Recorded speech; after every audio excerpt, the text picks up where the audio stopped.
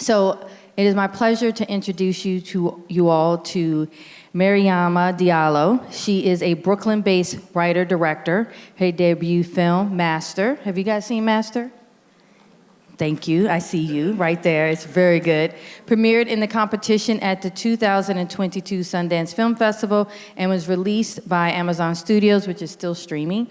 And it's in theater. It was released in theaters and online. Her short film, Wolf, premiered at the 2018 Sundance Film Festival, where it won the Grand Jury Prize for Best U.S. Short Fiction and was later released on HBO and the Criterion Channel. Most recently, Mariama directed 2 episodes of Hulu's The Other Black Girl. What'd you guys think about The Other Black Girl? So Mariama directed the first one and an episode that's a little later in the series. The series, FYI, is coming out on September 13th. All 10 episodes are going to be available. She previously worked as a writer and director on 2 seasons of the Peabody Award-winning HBO series Random Acts of Flyness. And in 2022, Mariama was featured in Variety magazine's 10 Directors to Watch. Without further ado, please welcome Mariama Diallo.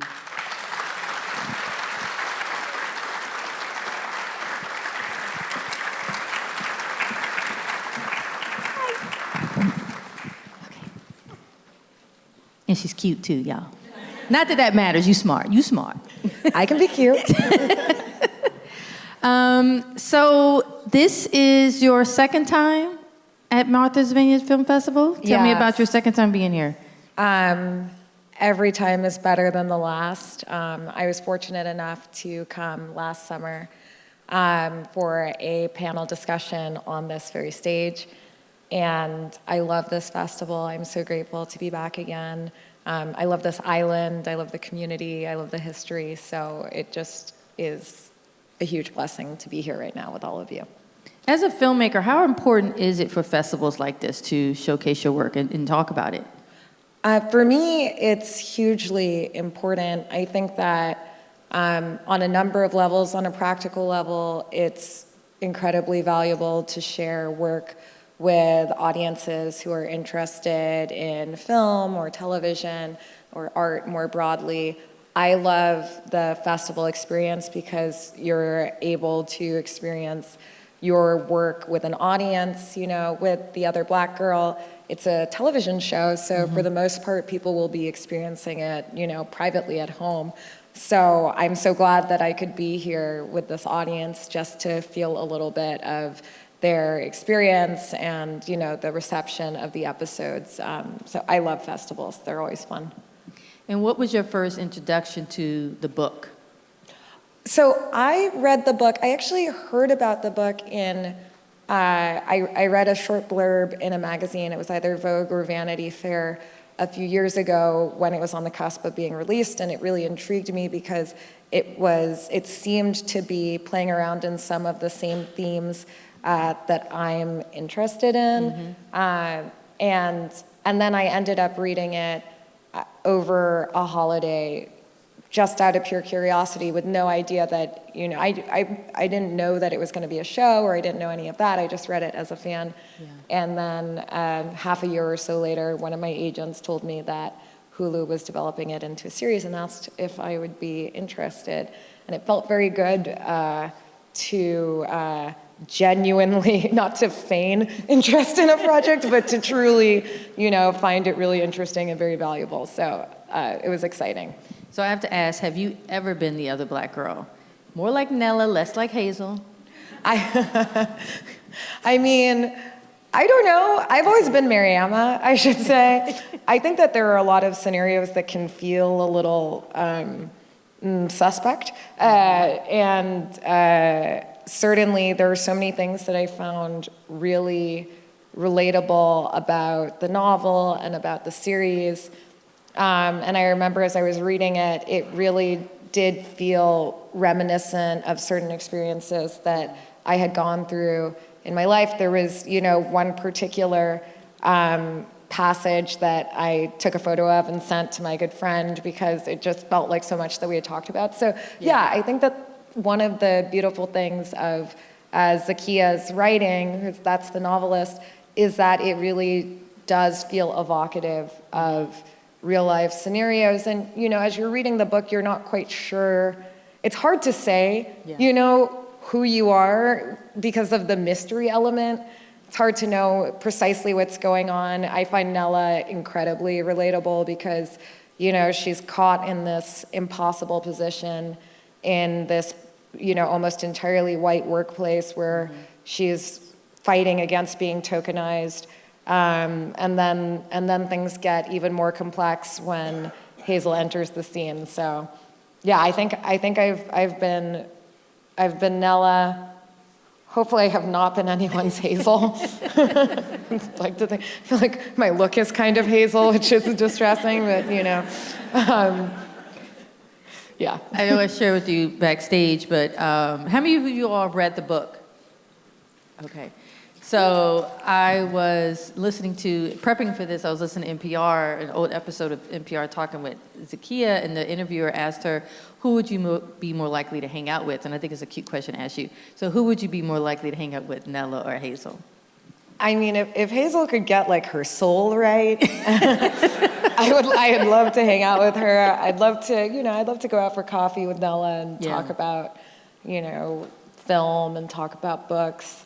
I'd love to, go out partying, with Hazel. Maybe both of them, because Nella seems like a good time. Actually, Malika, Nella's friend, is the person I would most like to hang out with. Yeah. No, Malika's, she's dope. She's dope. Definitely ride or die, which I don't think we get to see yet, so I won't give that away. So stay tuned. You are a, pun intended, masterful screenwriter. But as a director, what makes you, two questions. One, what makes you say yes to taking on adapting someone else's work? And then when you were working with Zakiya on this, how was that like? Was there a push and pull in what you were trying to convey in the pilot? Yeah, it's a great question because I do consider myself, a writer, director, and I really primarily am drawn to self-generated projects. This is, a rare instance of a piece of work that I joined where I am, on creatively solely as a director.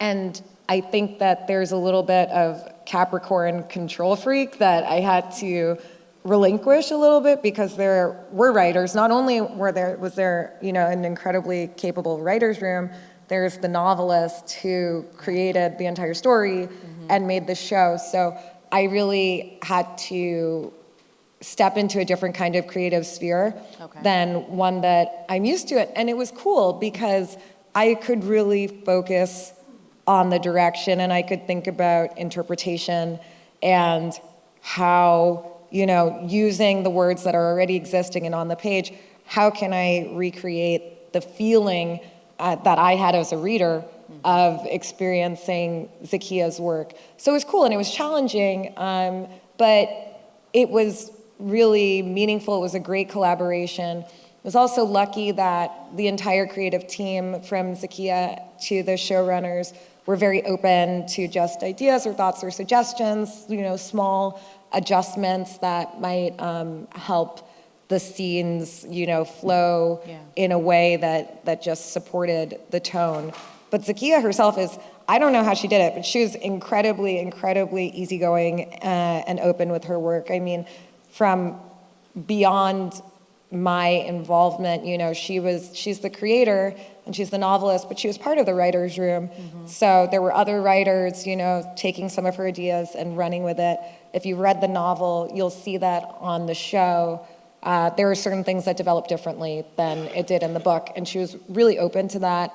And in general, she was a very, very wonderful collaborator. I think Zakiya turned 30 on set. So I think that for her, she was kind of like, I have a show, so she was feeling fine, she was letting us have our fun where we could.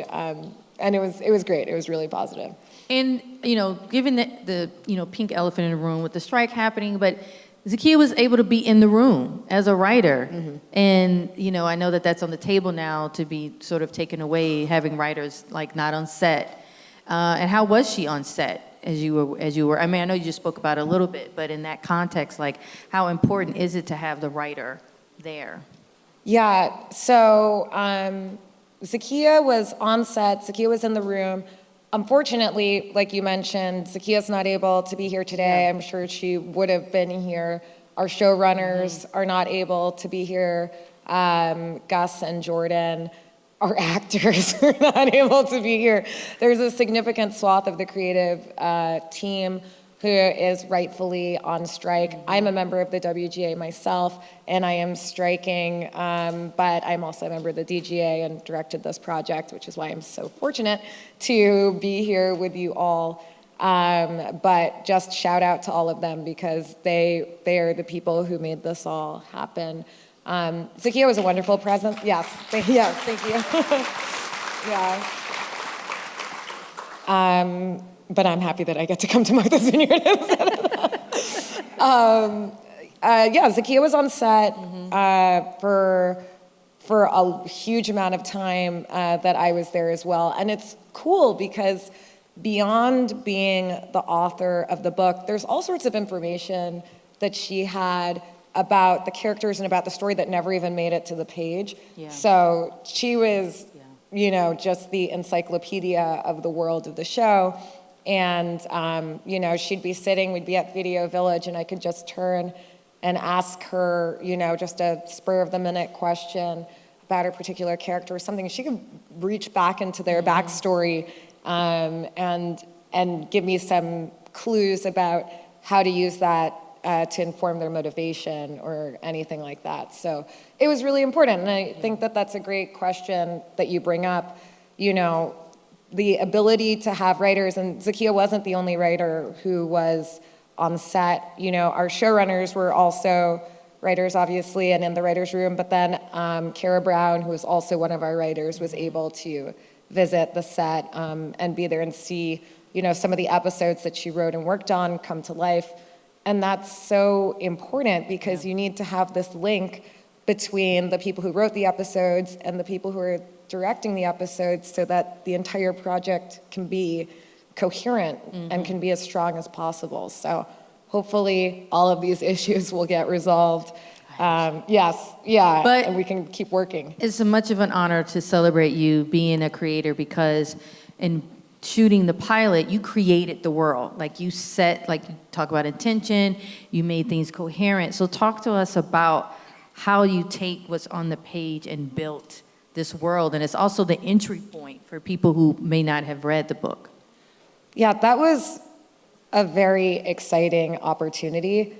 The book is so evocative and it's, you know, it's playing with so many different tones, and it already had a very sizable and significant fan base who are all coming with their own experiences of the novel and their own imagination of what that world was going to be like. So it felt like a really meaningful, exciting challenge. And a book to screen adaptation, I think, is always a little bit of a fraught exercise because it's so hard to do it justice. But I was very excited to try, and it's cool because when you're directing the first episode, not only are you shaping the look in terms of choosing the sets, you know, there was a question of whether we would shoot on a stage or shoot on location, and being, you know, the key creative voice in that it fed me. But we got to put it all together. I was there for casting, for wardrobe, which was huge, you know, really kind of trying to dial in what does Hazel look like? What does Hazel wear? What's her, you know, what's the thing that's going to get them, the Wagner, you know, populace excited about her and feels so unusual. Yeah, you know, I think that the visual look, the cinematography that was done with our two DPs, Glenn Brown and Taran Anderson, was also a really exciting process to just put that in place and then let the other directors who came on in the rest of the episode sort of take the initial inspiration and then put their own spin on it. So it was really great. It was my first time directing a first episode, and I loved it. Is that an extra challenge to do? I could imagine so. Yes, yeah, because when you're coming in for another episode, everything else has kind of already been set by the first director, and you can go in and put your spin on it, but for most shows, they don't want, they don't want things to be crazy, so it has to kind of stick to the set mold. So to be given the trust to create the feel of the show and the look of the show was a huge honor, and it was really exciting. So I had an opportunity to speak with the lead actress who plays Nella, Sinclair Daniels. She's about to be a brand new face. And she mentioned how you all came down there like 2 weeks before filming to kind of, get to know each other, get camaraderie. Can you talk about the times you spent? Like she said, there were some really fun dinners in Atlanta. Oh, well, things you can share. Okay, yes, yeah. There were really fun dinners, and I actually was there, doing prep and pre-production even longer than that. So I had never. Now I know all about the highways of Atlanta. That's kind of where I spent my time. It was great. It was wonderful that the actors were able to get down there early. We had rehearsals. They spent a lot of time together getting to know each other, which is particularly important for the relationships between Nella and her best friend, Malika, as well as Nella and Owen, her boyfriend. And then Ashley Murray, who's the actor who plays Hazel, was also there in the mix. And it was really nice to begin to form this kind of family bond. Yeah. Now, as we know, this is set in New York, but as you mentioned, you guys filmed in Atlanta. We shot in Atlanta, yes. Movie magic. I had no idea how it was going to happen. At the beginning, it seemed like an impossible task, but that kind of forced our creativity in a number of ways. We found, these little pockets of Atlanta that very closely resembled Midtown Manhattan. I hope you all will agree that it seems like New York, It did. And it was really, and oh baby, I'll talk fast, making children cry. There was down to a subway train. The subway car that you see is not a New York City subway car. That's actually somebody in production, Montez Monroe, who's worked in Atlanta before, came up with the brilliant idea. There's like one single subway car in Atlanta that she had used before, and they dismantled it, brought it onto our stage, and dressed it for modern day. They dressed it for the 80s when we needed to have it in the 80s. One subway car did a lot of work, and they got a lot out of it. And it just there was a lot of ingenuity going on with the project in general, and trying to, make everything work in a way that, it's almost additive. It's not even like, it's going beyond what we could have gotten if we were trying to shoot on location in New York with just all of the chaos therein. Yeah. One thing I want to break and note that there will be time for a Q&A, so you can start thinking about your questions. But going back to, let's go to Nella really quickly. It's something that Sinclair Daniel told me. She said, quote, "We're put on this pedestal of being, she's talking about black women. We're put on this pedestal of being a sage, brilliant, wiseful, soulful, or magical, or problematic, angry, and antagonistic. But Nella is a young, modern woman who has it all." So why is it important for us to see a woman like Nella who is all these things on screen right now? I think that, a complex character like Nella, we need Nella, and then we need 200 more of her, So I think that any time that we can bring in nuanced representations of young black women, we need to go for it, and it's all of these small acts of defiance in the face of propaganda, essentially, that's painting a very flat picture of Blackness, are so important. So Nella's part of that, and the beauty of Zakiya's work is that we get a character who's incredibly fleshed out and feels real, and hopefully, for some audience members, will feel like a fresh addition to the canon. And how did you, in shaping her, from the page to, I guess, some of the directives that you gave Sinclair, and how did you ground her in bringing this to light? Sinclair is so wonderful and gifted as it is. It was very easy to work with her. I think that for me, a lot of what I would try to work with while on set is just going back to what's going on at the core of a scene, where Nella is emotionally, what's playing underneath the surface. And just from a practical standpoint, we're shooting, out of order. So, there are certain kinds of things that are just were helpful to get back on board with Sinclair and remind her where Nella had just come from and where she's going, and just make sure that we're staying true to the emotion of the character and the emotion of the scene. Okay.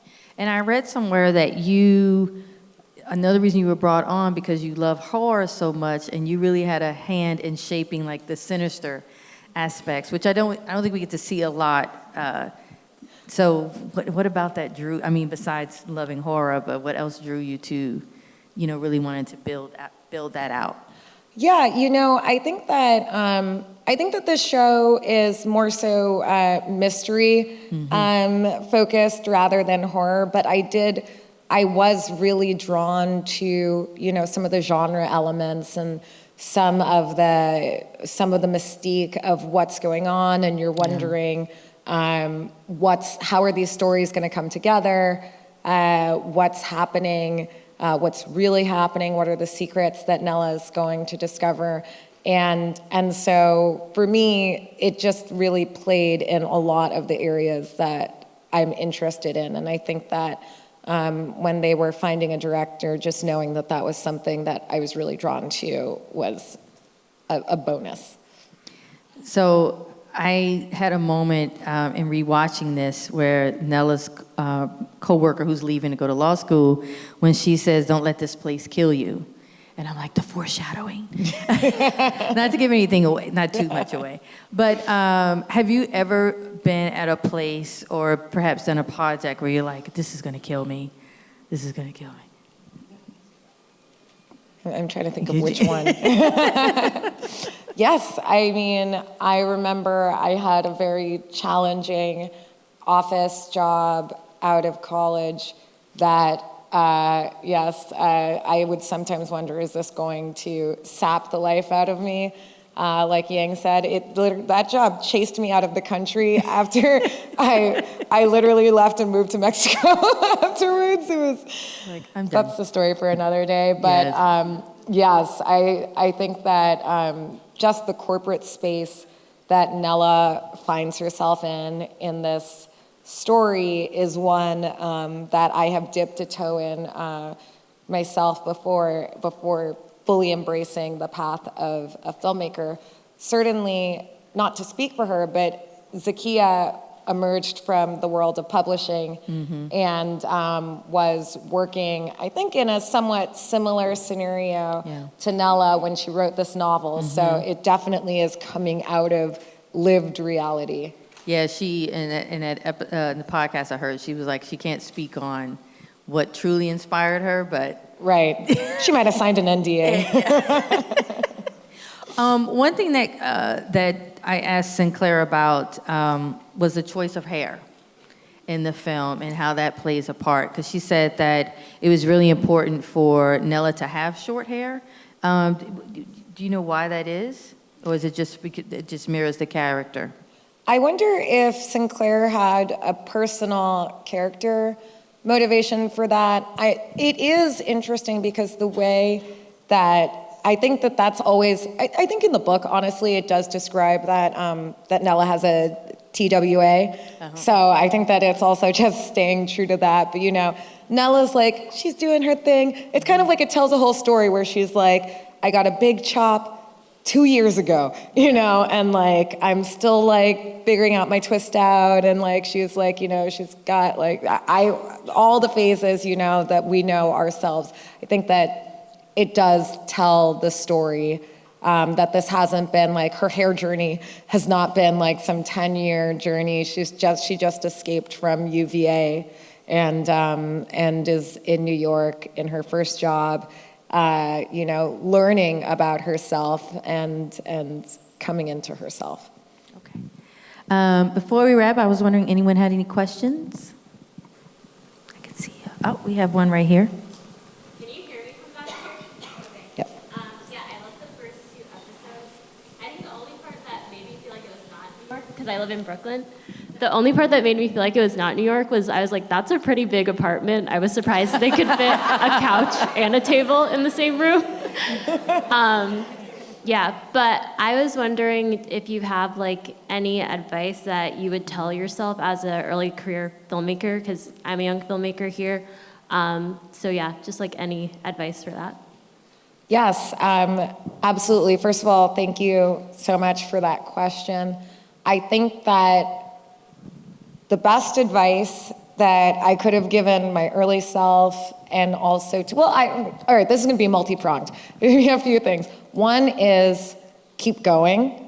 I think that I expected when I first got started, when I first graduated college, I thought that like I would hit it big immediately. I was like, I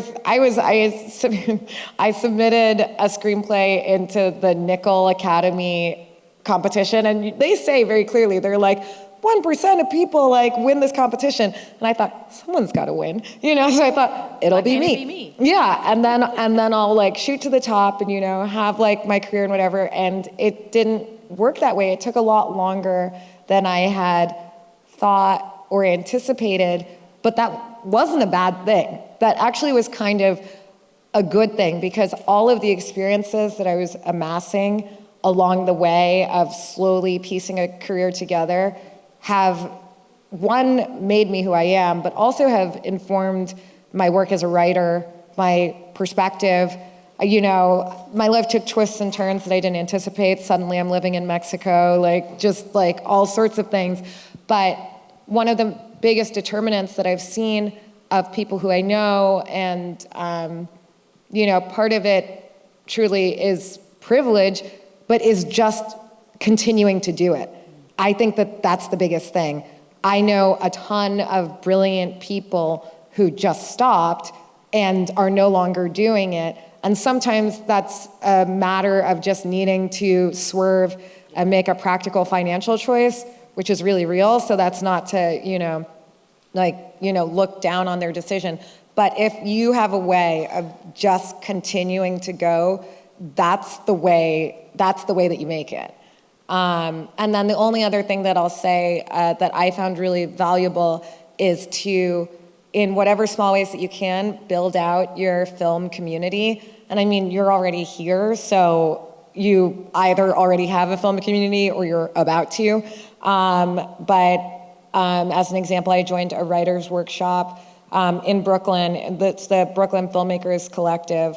And to have a community of peers who were trying to do the same thing as me and who were kind of at the same career point as me was incredibly valuable, because you kind of think at a certain point, you're like, oh, I need to meet somebody who's like made it and then they'll help me. But I think that the most helpful relationships are just your friendships, your creative relationships of your collaborators, because you'll have a friend who's making a short and they'll say, hey, can you help me? Can you come on set, do this or that? You'll do the same. Next thing you know, your friend's short is playing somewhere or your short is playing somewhere, and you're all growing your careers together, and it's organic, it's natural. You're not like, and I found that that's been really meaningful. So I would say that those are 2 pieces of advice. But you're good. You're great. One Yeah. more question, if there's one. All right. Oh, I see. Okay. Thank you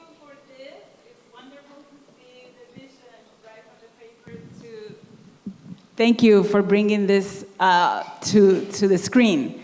My question is, I was wondering when I read the novel, how would Angela Davis's voice come through in a film? And so in the novel, she has these voices that she hears from Angela Davis and other people. I was wondering if that's coming through in the film in some way, in the episodes. Well, unfortunately, I can't speak directly to that because that didn't happen in the episodes that I did. But all the more reason to tune in when the show premieres on September 13th. I think that that's a great point, and I don't know. So when you you directed this episode, the pilot, and what is your second episode? I directed episode 109, so that's the penultimate episode that gives a little bit of context into Hazel's background. That's all I'll say about that. Ooh, so you guys have to tune in. And I will confess, I previewed the series, and as a journalist, I usually try to do 3 a night because, I want to watch other things. I had to watch it all. I literally was like, next. I think I finished at around 4 a.m. It was really good, y'all. It's really good. Thank you. Oh, there's one more question. Yes, thank you so much. I'll be quick. My name is Cheryl Brandon, and I had the pleasure of meeting Mariama last year, and my daughter's a budding filmmaker, and I was so impressed with the film last year, and even more impressed with the film this year. And I really appreciated how you expressed yourself, and I see that you're maturing and just getting so much more professional and so impressive, and you're a wonderful role model. So I just wanted to congratulate you and say thank you for all of your great development and all that you shared. Thank you. Cheryl, thank you. I was like, Thanks so Cheryl's much. giving you your flowers. Yes, thank you. All right, well, thank you all so much. Remember, September 13th, The Other Black Girl starts streaming all 10 episodes on Hulu. Thank you. Thank you. Thanks, everyone.